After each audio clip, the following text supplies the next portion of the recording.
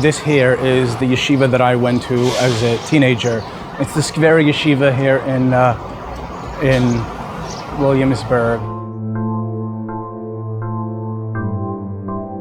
I had very little interest in the outside world when I was younger. I didn't know it existed. I didn't know what there was to be interested in. My world was very self-contained.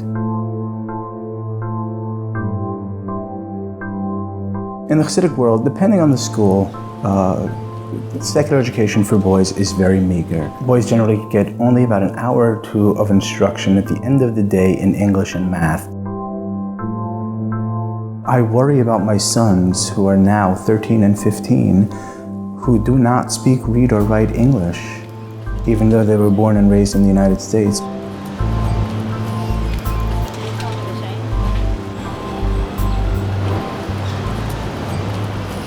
The way marriages work within the Hasidic community is that they are arranged through a matchmaker.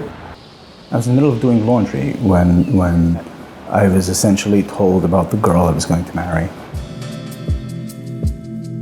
There's huge pressure on women within the Hasidic community to keep having children. It is their raison d'etre. That is what they are raised from a very young age, told that your most sacred duty is to be a mother. My 3 daughters have no options but to be housewives and mothers.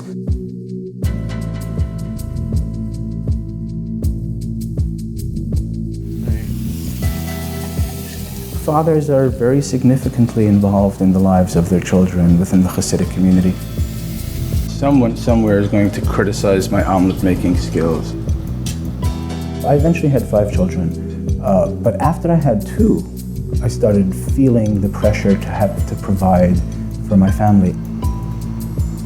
I'd been taught to study Talmud and Jewish law, but nothing about how to provide.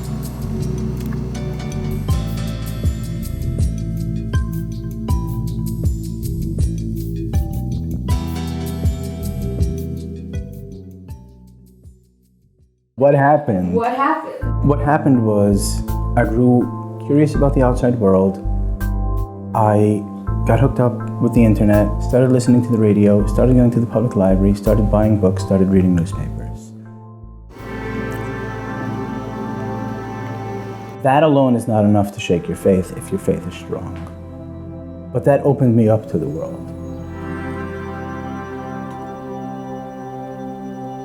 What made me lose my faith eventually was a journey of questioning, reading about various faith traditions, reading about the scientific approach to Bible studies. And at some point it became pretty clear to me that the foundations of our faith, as they were given to me, were flawed.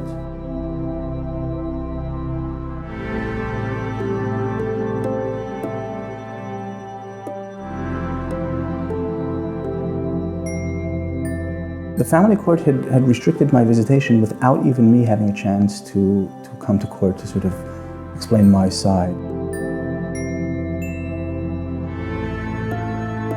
My book ends on a sad note because there's something profoundly wrong about a society in which that can happen, where you move away from a lifestyle that you find intolerable, and as a consequence of that, you lose the people that are most important to you, most precious to you.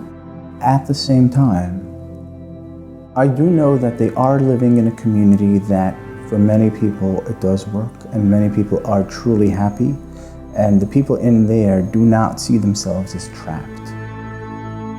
I would not have made the decision to leave knowing that I was going to lose a relationship with my children. There was no way that I could have done that. In retrospect, it really was the right decision because I am now living a kind of life that I wanted to be living. I am hopeful that at least with some, I will rebuild a relationship at some point. I don't know when and I don't know how it's going to happen. This guy wrote, just finished Shulem Deen's book, All Who Go Do Not Return, and first thing I did when I was done was kiss my sleeping children. I like that.